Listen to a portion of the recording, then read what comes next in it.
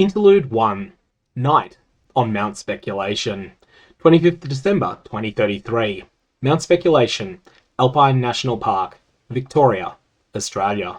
Call me a hopeless optimist if you like, but on that Christmas day, standing above the clouds with the man I loved, everything in the world felt as it should. The sun was warm on my shoulders, the breeze was crisp with altitude, and somewhere in David's pack, tucked beside instant noodles and trail mix, was a sapphire and gold ring he thought I didn't know about. David's brilliant, romantic, and utterly hopeless at keeping secrets, especially from me. The ring itself was simple, gold band, modest sapphire, elegant, but its weight came from the story it carried. It was one of the few heirlooms his grandparents smuggled out of Vietnam during the worst years, when the only thing more valuable than gold was luck. To this day, they still called it the American War. His parents had never warmed to me. I'd always been that Australian girl, the loud one who led their gifted son away from a stable life of engineering and towards a risky, glorious mess of musical theatre. I get it. They were numbers people. I was a words and costumes girl. But revenge, as it turns out, sometimes comes with applause. 20 sold-out shows at the Regent Theatre. $9 million in ticket sales. Not that I was looking for revenge. Not really. I didn't want to win. I just wanted acceptance. The ring wasn't just a promise from David. It was a sign, maybe, that after 12 years of polite disapproval, I might finally be more than that Australian girl to his family. To our left, the world dropped away into a plunging cliffside carpeted in deep, riotous green. Tree ferns, twisted gums, and dense alpine scrub vanished into the distant hush of the valley below. Far beyond that, barely visible through the summer haze, the skeletal outlines of ski lifts marked the ghost of a resort that wouldn't breathe life again until the snow took over next winter. On our right, another sharp descent, steeper still, leading down into the char-black forest. The bristling trunks stood like forgotten sentinels, scarred and brittle from the 2026 bushfires. New growth clawed up between the bones of the old, a silent war between past destruction and present recovery. This was the Crosscut Saw. 13 serrated peaks, strung together like the vertebrae of gods, slicing through alpine air to separate valley from valley. It was wild, it was brutal, it was beautiful. We'd already crossed 12 of its teeth, and now climbed towards the last one. I trailed David by 10 paces, partly to give him room, partly so the tall bracken he bulldozed through wouldn't slap me full in the face. The incline turned steep, then steeper, and we crested a ridge to face a final natural choke point. 2 monolithic rocks forming a narrow corridor, like the broken gate to some forgotten kingdom. And we had to get to the top. A proper tourist path would have bypassed it entirely. They'd cut stairs, maybe, or at least bolt in some iron pegs. But this place wasn't for tourists. That was the point. We wanted wild, isolation, a place without obligations, a place just for the two of us to write, to sing, to breathe. And in all of Victoria, you'd be hard-pressed to find anywhere more remote. Amy, I might need a hand with this. David's voice came from up ahead, half sheepish, half hopeful. He's sweet, a musical genius, hopeless romantic, and once memorised 600 jazz chords for a single chorus. But when it comes to climbing, yeah, no. Let's just say grace isn't one of his default stats. I smirked and answered in the nerdiest flex I could summon. Petra facile scandia. That got a groan. Back in high school, I'd been wildly jealous of David's mastery of 2 languages. So, obviously, I decided to out-nerd him. I didn't just learn Vietnamese. I picked up Mandarin, German, and Latin, for no practical reason other than to drop dramatic-sounding nonsense at moments like this. Madame Rock Easy Climb, was that? He asked. More or less, I said, shedding my pack. Chuck me a rope once I'm up. The path narrowed ahead, framed by 2 slabs of stone that leaned in close, like the mountains had secrets to whisper if we only spoke granite. At the top of the gap was a boulder, tall, steep, and demanding. There were 2 ways up. One was simple, wedge between the walls, and shimmy upwards like a crab stuck in a crack. Practical, achievable, David compatible. The other way was my kind of stupid. I backed up 8 steps, crouched, and launched forward like a spring uncoiling. Momentum, not strength. That was the trick. My right foot struck the sweet spot near a ridge in the rock, and I used that bounce to push even harder with my left. For one glorious second, I was airborne. The key isn't to jump high, it's to redirect. Use the wall as a partner, time it right, and it throws you skyward. Time it wrong, and the ground introduces itself to your face. I nailed it. Hands out, fingers splayed, I caught the top edge of the stone corridor just as gravity remembered it had bills to collect. Parkour. That was the fun way. David waited until I had both boots on solid rock before hollering, "Show off!" and tossing up the rope. "You love it," I called back. He tied my pack to the line and I hauled it up with a grunt. His bag was heavier than mine by a full small child, and I almost asked him if that was because it was stuffed with heirloom gold. Almost. But spoiling the surprise would have been cruel. Better to let him stew a little longer in the smug belief that I didn't know. The final leg to our campsite was short. 20 minutes of uneven ground, ghost gum roots, and silent wind through the peaks, and we were pitching our tent on the flattest patch of Mount Speculation we could find. David broke into song before the first pole was even halfway set. I joined in on instinct, slinging an arm around him while I scavenged for firewood.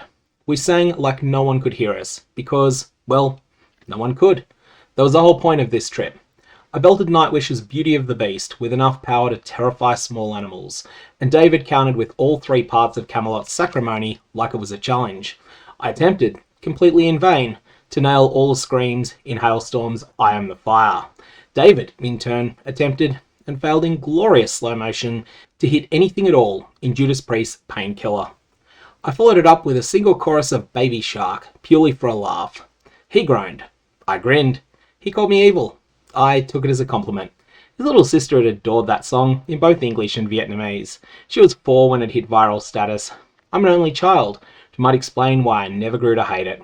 The sun dipped low, and we harmonised to Elton John's Don't Let the Sun Go Down on Me, voices blending rough and real. An hour later, the moon took its place, waning and quiet, and we welcomed it with David Bowie's Starman. We had the mountaintop to ourselves. No neighbours, no curfew, no rules. The music eventually stopped when we crawled into the tent. The noise did not. Hours later, I wriggled free from the tangle of limbs and warmth that was David under the half-unzipped sleeping bag we'd been using as a shared blanket. He made a sleepy little noise, something like, "Where's the puppy? Amy, where's the puppy?"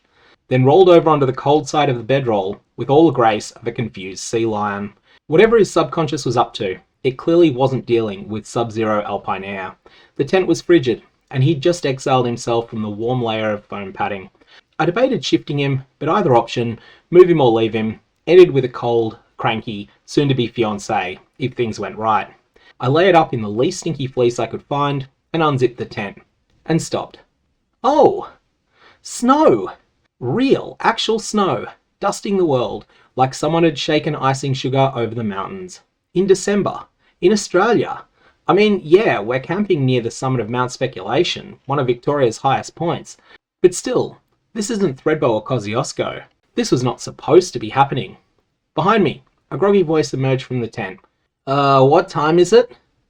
"It's o'clock, and it's snowing outside. Come see." I checked my flex screen. 2:03 a.m. Not even close to anything. David emerged wearing my shirt from yesterday. Why? A pair of flannel pants, thick socks, and boots. No jacket. Watching him step out in the snow like that made me cold by proxy. He huddled close to the dying fire, and I followed. Only 3 coals remained. Tiny, glowing orange hearts losing a war against the dusting of snow. I crouched down and watched as one of them gave a final brave pulse, then faded to black. Seriously, what time is it? I wonder if that Phobos landing is happening now. Right. The landing. Elishia Ward, queen of press conferences about orbital mechanics and terrifying maths problems, was stepping onto another world tonight. Dad had told me about her once, years ago. Said he met her at a maths Olympiad in Bucharest, way back in '99. He was just a bright kid from Melbourne. Elishia was representing the USA, a much stronger team. And now, she was the most famous astronaut since Neil Armstrong, maybe the only person to even come close. Armstrong walked on the moon. She was walking on Phobos, Mars's moon. So far away it blew my mind just thinking about it. I blinked through the cold and fumbled for my flex screen, unrolling it and giving a sleepy command. Newscast. Phobos landing. Not live. A beat later, it lit up with footage from 12 minutes ago. One more step, one more leap. We rise from our cradle and reach for the stars. Told you, I said. David groaned. I should have taken that bet. He'd been sure the first words would be some Armstrong rehash. I bet him $200 they'd go for something new.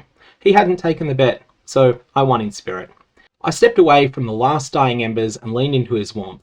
arms wrapped around myself. It's wild, I murmured. This all happened 15 minutes ago, and we're just seeing it now. Space is such a headfuck. David nodded, rubbing his arms. Just imagine the silence out there, the loneliness. This, he gestured to the peaks, to the empty sky, to us. This is the most isolated I've ever felt. But even now, we could be in Lacola in 9 hours, Melbourne in 12. Phobos, it's a 2-year plus trip, and you can't speed it up. His words floated past me. I wasn't listening. I was staring at him, shivering, jacketless, idiot. And I was cold too. I turned towards the fire pit and muttered, mostly to myself, Si solum ignis esset vehementior. If only the fire was stronger. I meant to move, to find kindling, stoke the coals, do the normal, human, non-insane thing. But I didn't have to. The universe did it for me. A crack, sharp and immediate, split the air like a breaking bone. Then came the roar, the heat. A column of fire exploded skyward from the ashes, like a flare from the Earth's core. Orange and violent, blinding. I staggered back. Heat hit me in waves, too hot, too fast, curling through my hair and clothes like I'd opened an oven the size of a skyscraper. Spot fires ignited in the grass around us, bright little manic sparks, leaping hungrily. Our tent went up like tissue paper. I didn't breathe. I didn't move. David! David! The first time, a shout. The second, a plea. I turned, and the world lurched sideways. He was lying half-slumped on the frostbitten dirt, arms curled protectively around himself. The right side of his face was blackened and raw, skin melted, hair gone, one eye ruined. I shouldn't have been able to see that. I had been standing between him and the fire. I dropped my knees beside him, my heartbeat hammering like it was trying to crack my ribs open from the inside. No, no, no! David! Hey! Look at me! Look at me!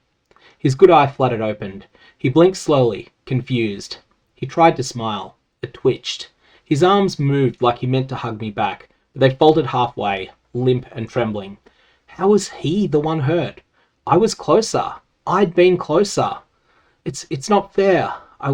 It's not fair, I whispered, wrapping my arms around him, already feeling the shallow hitch in his breathing. You weren't even doing anything stupid for once.